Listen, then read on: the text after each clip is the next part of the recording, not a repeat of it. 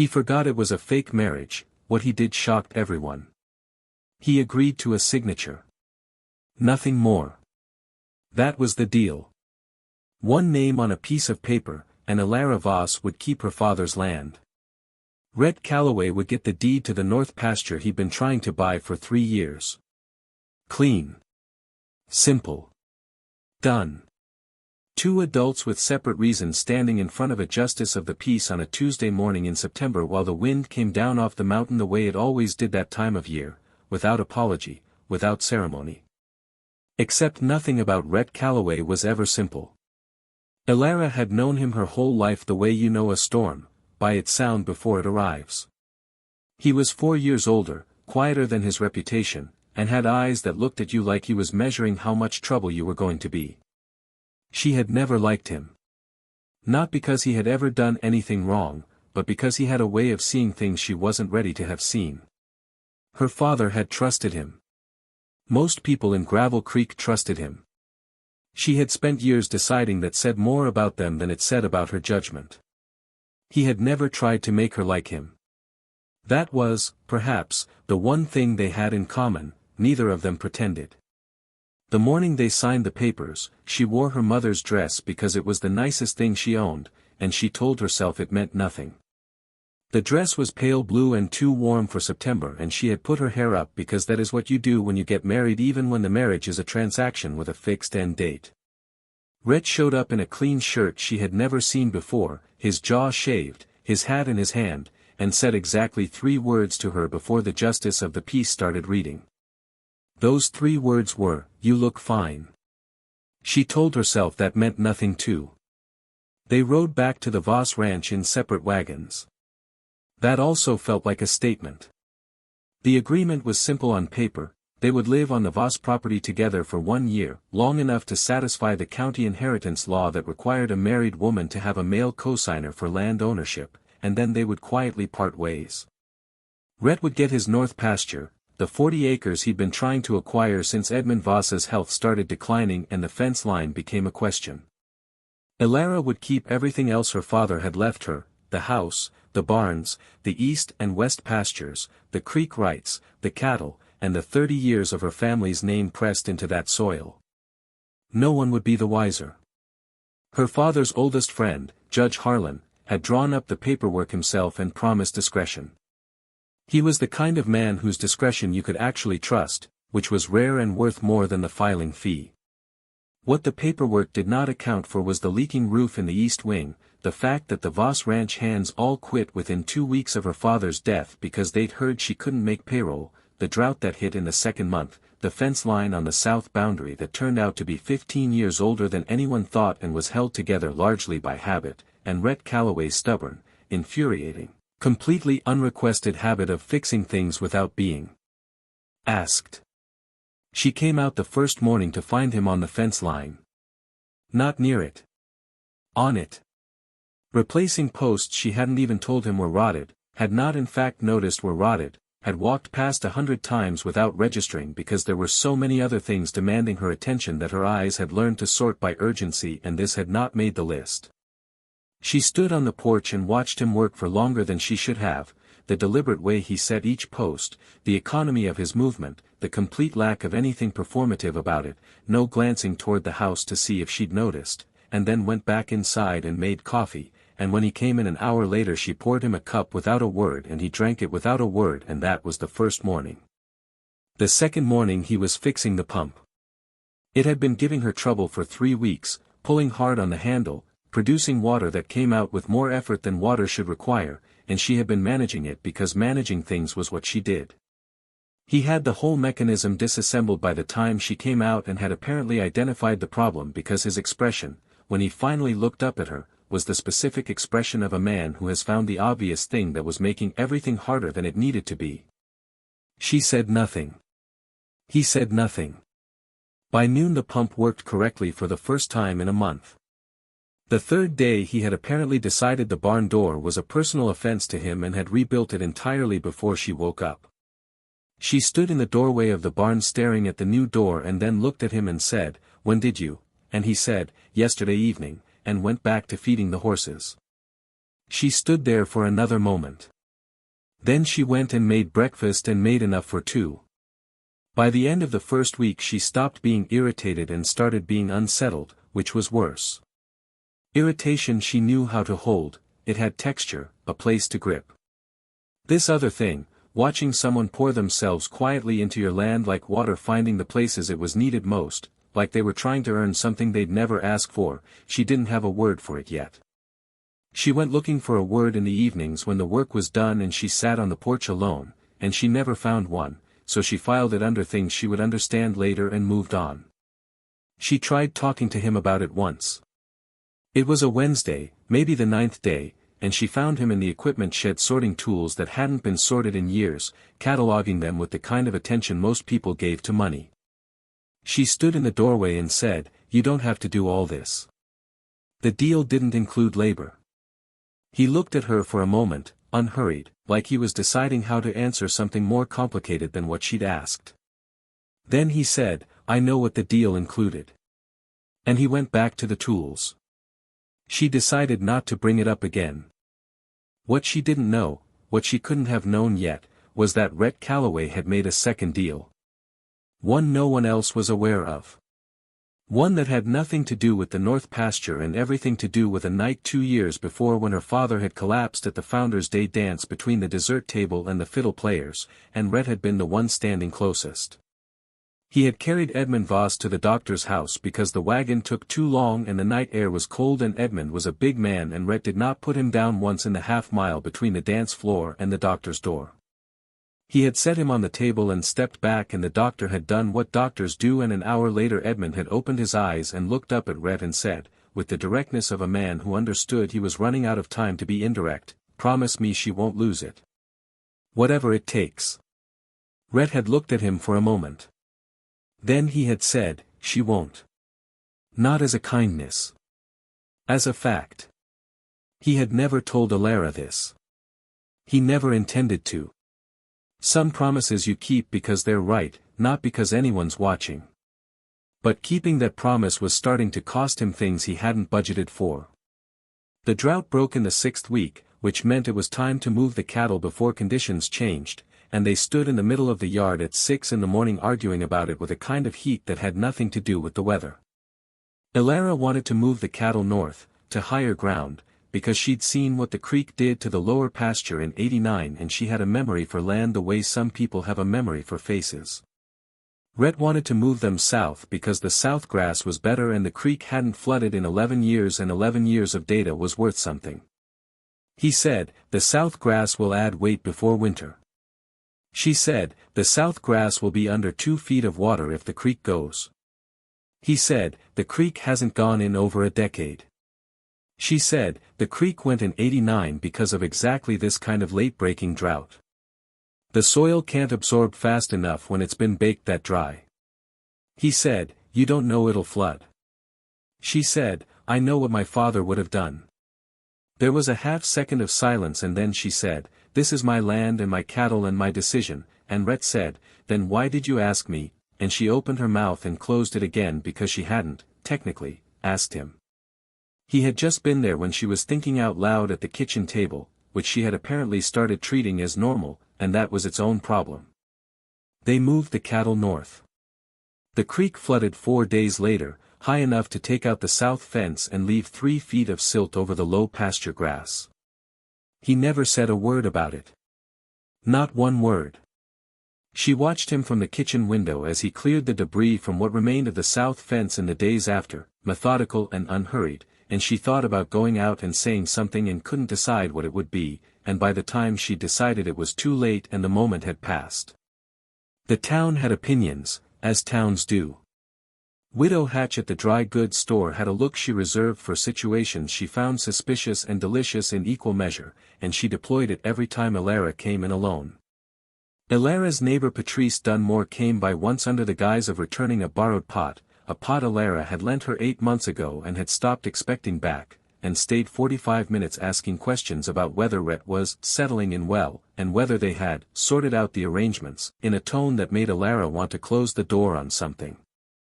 The arrangements were fine. Rhett slept in the foreman's quarters off the barn and Elara slept in her room, and there was an entire building between them every night. It was fine. It was fine until the temperature dropped 20 degrees in 2 hours one night in late October, the kind of drop that comes without warning in high country, and she lay in her own bed listening to the wind and thought about the foreman's quarters with no working stove. She lay there arguing with herself for long enough that she started getting cold herself. Then she got up and put on her coat and went across the yard and knocked on his door. He answered quickly, which meant he was already awake. She said, "You'll freeze." He said, "I've been colder." She said, "That's not what I asked." He looked at her in the dark and the cold and said nothing. She said, "Come inside." After a pause he picked up his blanket and followed her back across the yard without a word, and he slept on the floor near the kitchen hearth and was gone before she woke up. She found his blanket folded on the chair, folded with a precision that said something she chose not to examine, and a fresh pot of coffee on the stove. She stood looking at the blanket and the coffee for a moment.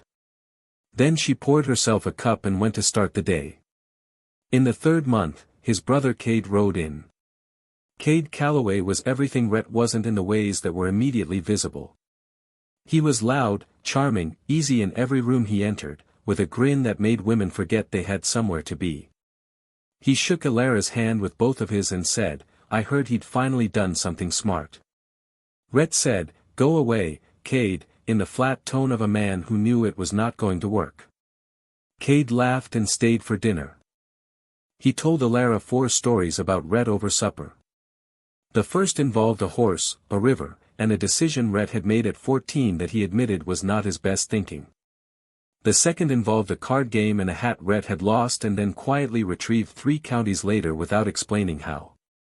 The third was about the time Rhett had hit a man in Laramie for speaking incorrectly about someone's wife and then paid the man's doctor bill, which Cade found both honorable and absurd. The fourth Cade started and then looked at Rhett and stopped, which made it the most interesting story of the evening by far. She laughed at all 4 of them. It was the first time she'd laughed in months.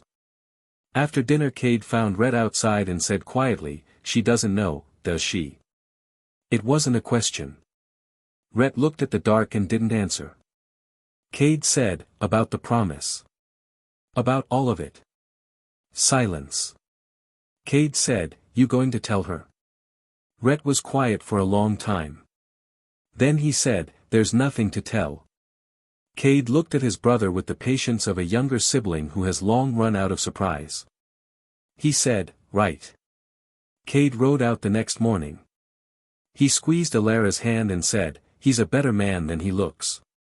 She said, without thinking, "He looks fine." She only realized what she'd said when Cade laughed all the way down the road. The 4th month brought Marcus Hale, which was the kind of trouble that arrives quietly and becomes loud. Marcus Hale was a landman, which meant a man who bought parcels from people who didn't yet know they wanted to sell. He had been circling the Voss property for 2 years, making offers that were technically fair and actually insulting. He had assumed that grief and debt and youth would produce willingness to negotiate. He had not anticipated Rhett.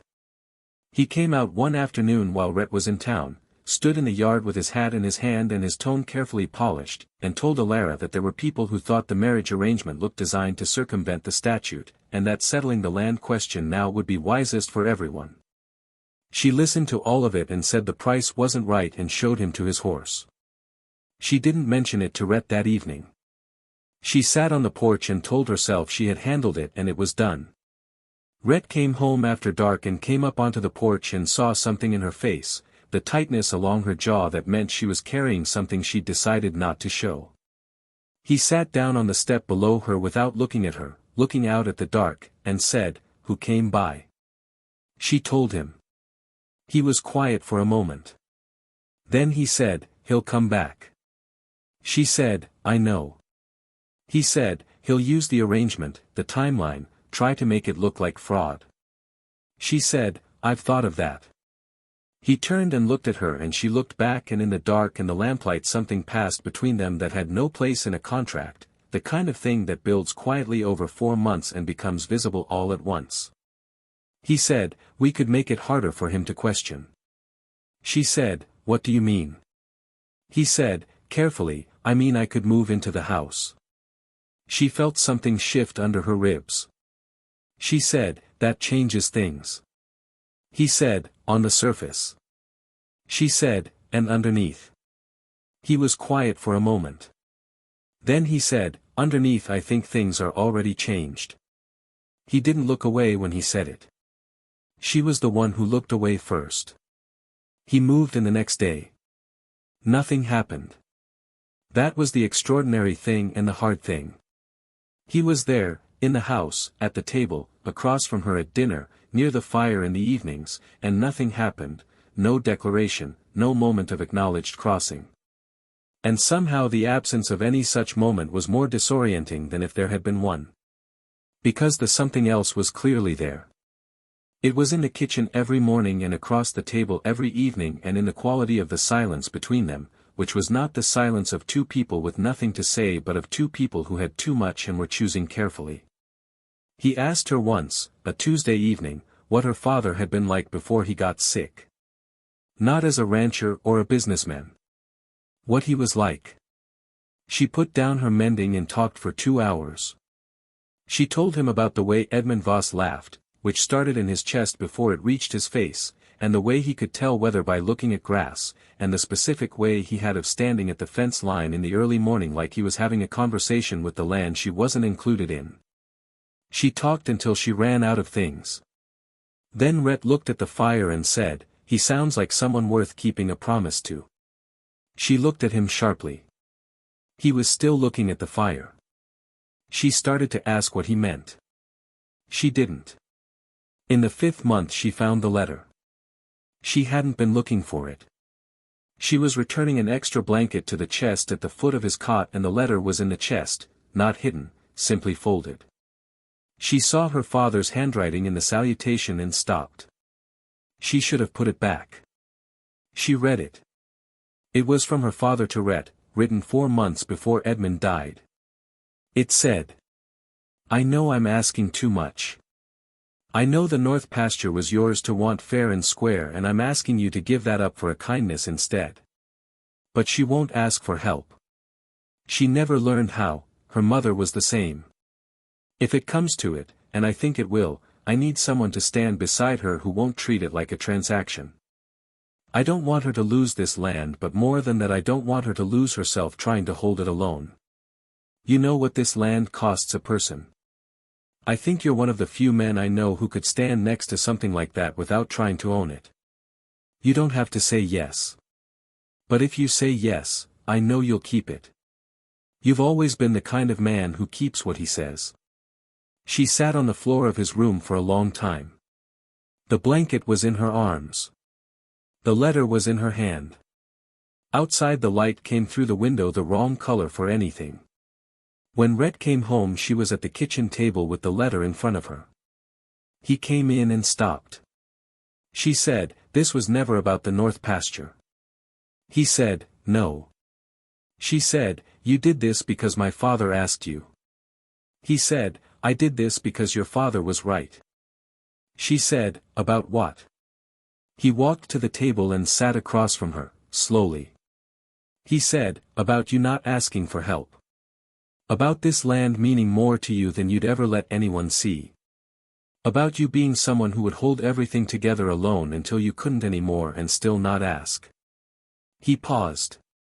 About there being something here worth standing beside. He said the last part more quietly, looking at the table. She said, this was supposed to be a contract. He said, I know. She said, I didn't ask you to care about this place. He said, you didn't have to. She said, I didn't ask you to care about. She stopped herself before the end. He looked up. She looked at the table. He said, very quietly, Elara. Just her name. Said with weight behind it, like something kept carefully for a long time before being set down. It came undone, something in her chest she had been holding closed for 5 months and possibly much longer. She said, I need some air. She went outside and stood in the dark yard and her hands were shaking. Her hands did not shake. She had held this land through drought and debt and death and had not shaken once. She stood there long enough to understand that going back inside was the only real option. He was still at the table. He hadn't moved. He had given her exactly the amount of space she needed without being asked, which was somehow the most infuriating and most right thing he had ever done. She sat back down. She said, "I'm not good at this." He said, "I know." She said, "I don't know what I'm doing." He said, "Neither do I." She said, "That's not reassuring." He said, "It's true." They looked at each other across the table in the lamplight and she said, "What do we do with this?" He said, "I don't know. But I'm not in any hurry to leave." She felt something settle in her chest, slow and solid, like a foundation finding level ground. She said, "The year isn't up yet." He said, "No." She said, "When it is," he said, "when it is, I'd like to stay. Not because of the pasture. Because of this." She said, "I'd like that too." He reached across the table and placed his palm flat on the wood, close to her hand. Not taking it. Simply placing it there. She looked at it for a moment. Then she put her hand over his. The lamp burned. Outside the wind moved over the land. Marcus Hale came back in the 6th month with 2 men and a county assessor whose shoes were too clean for someone who was supposed to belong outside. He stood in the yard and said he had filed a formal inquiry regarding the validity of her inheritance. Rhett walked out of the barn. Marcus said, "Calloway. This doesn't concern you." Rhett said, "I live here." Marcus said, "Having your name on a paper doesn't make this your land." Rhett said, "No. But it makes her my wife." He said, "Wife the way you say something you mean entirely, not as a legal term, not as a technicality, but as a true thing not open for discussion." Marcus tried again. Rhett said, "Judge Harlan presided. If you want to challenge it, take it to court." Marcus looked at the assessor. The assessor looked at his shoes. Marcus said, "I'll be in touch." He rode out. That evening Elara said, "He's not done." Rhett said, "No." She said, "What do we do?" He said, "The same thing we've been doing. Be real enough that what was on paper doesn't matter anymore." She looked at him steadily. "And are we?" He said, "I am." "Are you?" She said, "Yes." The inquiry went nowhere. Judge Harlan did not appreciate having his proceedings questioned and made this known with the serene precision of a man who had been right in courts for 40 years. Marcus Hale's assessor turned out to have a history the judge found very interesting. The inquiry was withdrawn. Marcus sold his own property 6 months later. The 7th month brought a difficult foaling and the night that cracked everything open completely.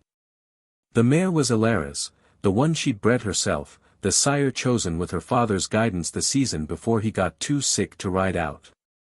Rhett had been watching her all day and when the signs came at 2 in the morning he was already there and they worked together through the long dark without a word between them that wasn't necessary, and at 4 in the morning they had a live foal and a mare breathing steady and Elara sat down in the straw and covered her face with her hands and cried for the first time since her father's funeral.